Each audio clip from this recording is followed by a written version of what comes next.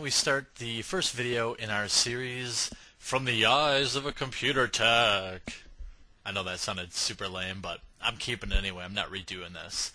What I'm going to try to do is pick an issue and show you how I probably would go about troubleshooting it in Windows, and maybe some of the steps I show you in this video will help you solve whatever issue you have. Now, this video will show today's focus is on sound cards or sound issues if your sound isn't working. Now, the methods that I'm about to show you will probably handle a variety of sound card issues, and they give you definitely a good spot to start. So I'm going to assume that you've checked the physical, and in all these videos I'm going to do that. So I'm going to, for sound, for example, make sure that your speakers work. Make sure that your speakers are connected. Make sure your speakers are plugged in, and also, of course, plugged into the right port on the back of your computer. All these things I have to assume that you've done. So those are kind of the first three things I check. If a sound issue is rising on a home PC, I'd check to make sure the speakers worked, maybe using a Discman or something like that, or MP3 player and plugging the speakers in, and seeing if it works independently of the computer. Make sure that something didn't get back there and unplug the sound card or the the audio cable from the back of the computer or anything weird like that. That'll probably fix a lot more issues than you might think. Things just get loose over time, or speakers go bad, or all sorts of stuff, and it can really lead to a lot of panic when a $15 set of new speakers will probably fix your problem. So let's pretend that the audio is not working, and I've checked the physical, and I know the speakers work, and I know that they're connected correctly and all that. I'd probably start down here in the lower right-hand corner and see if there's this little speaker icon. If there is, I'd double-click on it and check my volumes. Make sure everything's turned up and make sure nothing's muted.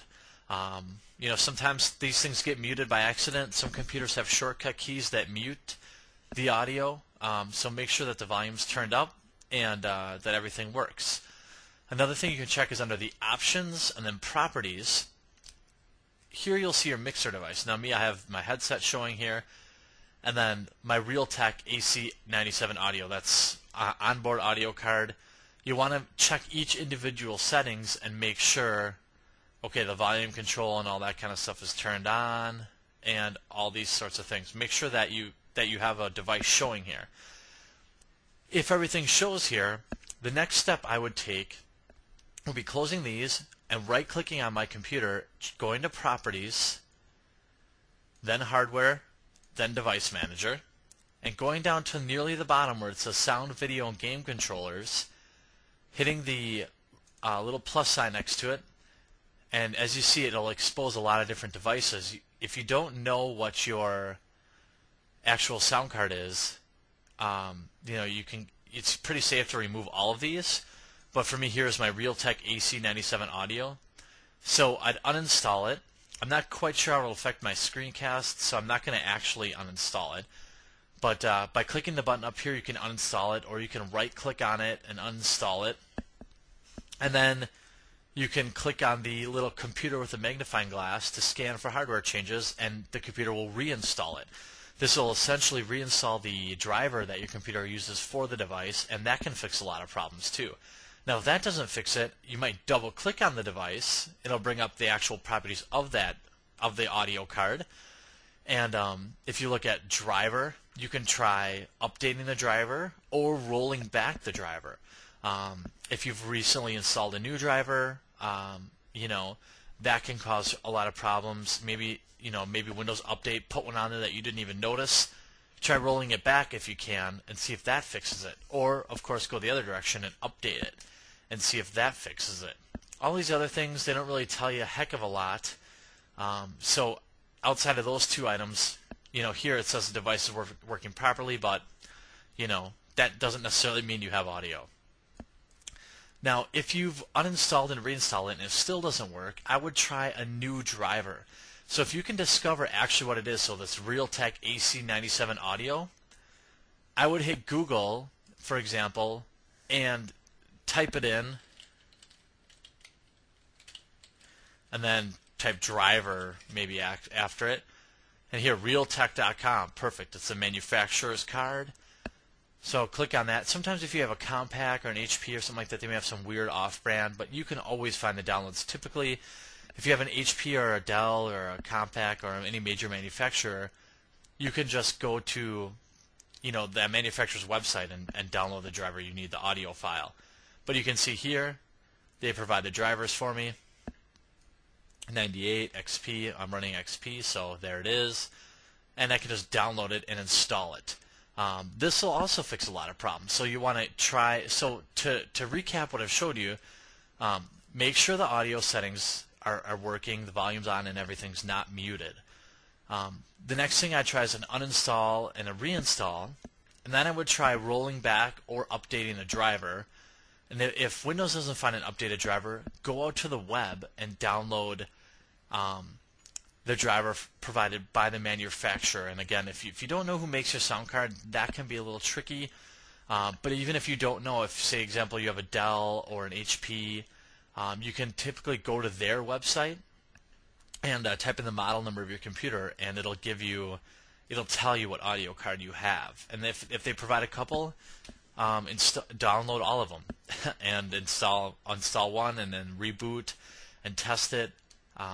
If you're not quite sure, generally I've never run into any real big problems trying a couple different drivers. So make sure your speakers are turned on, turned up, and plugged in properly.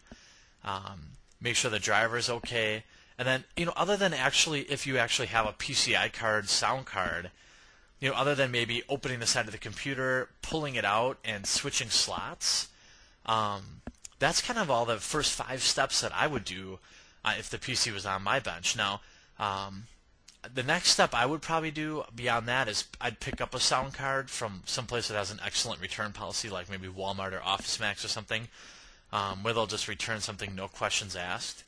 And go out and pick up a new sound card, throw it in there, and see if it fixes the problem. Because you know what, that's one alternative. The other alternative is if those first steps didn't work, I'd try maybe a completely new, fresh copy of Windows, which, between you and me, I'd rather throw a $15 sound card in there than reload Windows in most cases. Now, me personally, I guess I'd probably just reload Windows because I don't really keep any files on my computer that that aren't backed up. But for you, maybe just pick up a sound card, throw it in there, and see if it fixes your problem. If it does, you can either choose to continue troubleshooting, or you can choose to say, hey, whatever, I have a $20 sound card in there, fix the problem, moving on with life.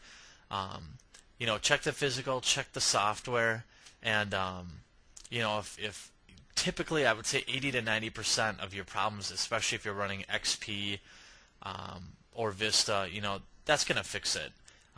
If these don't fix your problems, please post on our message board, or if there's any other tips that you guys find in troubleshooting audio cards, let us know. The days of IRQ conflicts are probably gone, but if there's something that I missed, please post. And remember, our website is BeYourOwnIT.com, where we provide a blog that's updated all the time, free tech support articles, free tech support forum, and product reviews, and all sorts of stuff, all for free. So BeYourOwnIT.com, and don't forget to subscribe to our YouTube channel so we can keep you up to date on all the newest videos that we upload.